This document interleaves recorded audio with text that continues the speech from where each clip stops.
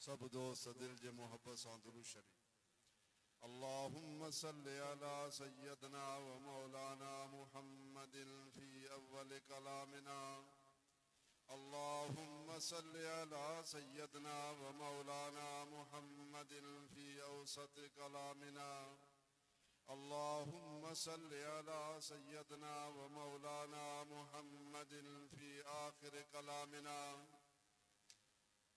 मुअज़्ज़िज़ीन हज़रात, ये जो को प्रोग्राम इन मदरसे जो सालानो प्रोग्राम है, जैंजी बाकायदा स्टार्टिंग तैयारी शुरुआत थी चुकी है, जैमें तवां सां पंहिंजे रब खे राज़ी करण ख़ातिर शरीक थिया आहियूं। अल्लाह जी ज़ात में उम्मीद है तवां सां इन प्रोग्राम में पंहिंजियूं झोलियूं ख़ाली खणी पहुता आहियूं। अल्लाह जी ज़ात में उम्मीद है तो असांजियूं झोलियूं रब साईं पंहिंजे रहमत सां जॾहिं मोटियासीं तो रहमत सां रब साईं भरे ऐं मालामाल करे मोटाईंदो। ये दीनी प्रोग्राम जे रखण जो मक़सद इहो हूंदो आहे त असां खां दीन जूं ॻाल्हियूं कुझु विसरी वेंदियूं आहिनि ऐं कुझु पंहिंजे ईमान जी ताज़गी ऐं तवानाईअ जे लाइ, ईमान जे बैटरीअ खे चार्ज करण जे लाइ ही दीनी प्रोग्राम रखिया वेंदा आहिनि। जीअं मोबाइल जी बैटरी इस्तेमाल करण सां आहिस्ते आहिस्ते घटिजी वेंदी आहे, कॾहिं कॾहिं त बिल्कुलु लो थी वेंदी आहे। वरी उन बैटरीअ खे चार्ज करणो पवंदो आहे बिजलीअ में या सोलर जे सिस्टम सां। उन मोबाइल जे बैटरीअ खे चार्ज कबो आहे, हलंदे हलंदे उहा चार्ज थींदी आहे, फुल थी वेंदी आहे। त ही जेके जलसा आहिनि इहे तव्हां असांजे ईमान वारी बैटरीअ खे चार्ज करण जे लाइ ही प्रोग्राम रखिया वेंदा आहिनि।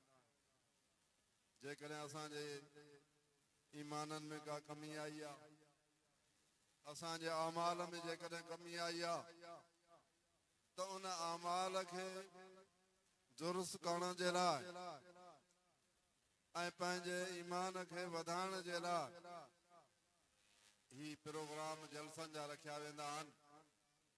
मां उम्मीद कयां थो ओड़े पाड़े जे दोस्तनि अहबाबनि में त जिते जिते ही आवाज़ वञे थो त सभु दोस्त हिन प्रोग्राम खे ॿुधण जे लाइ पंहिंजी मसरूफ़ियतूं छॾे करे हिन जलसे जे पिंडाल में अचो। उम्मीद आहे त जॾहिं असां ईंदासीं पंहिंजी झोलियूं ख़ाली खणी करे जॾहिं मोटंदासीं, अल्लाह जी रहमत में असांजी झोलियूं भरपूर हूंदियूं ऐं मालामाल हूंदियूं। मां ही जेका आयत जो हिकु हिसो तिलावत कयो आहे, इन आयत में अल्लाह रब्बुल इज़्ज़त इंसान खे वालिदैन सां हुस्न सलूक करण जी रब साईं पारत करे। रब साईं हुकुम करे तो पंहिंजे वालिदैन सां हुस्न सलूक करण जो। वसैनल इंसान में इते जेको वसैना जो लफ़्ज़ आहे इन जी माना आहे असां हुकुम कयो आहे इंसान खे। हज़रत अमरोटी रहमतुल्लाह अलैह वसैनल इंसान जो जेको तर्जुमो कयो आहे उते इहो तर्जुमो फरमायो अथऊं त असां इंसान खे हुकुम कयो आहे त पीउ माउ सां चङाई करे।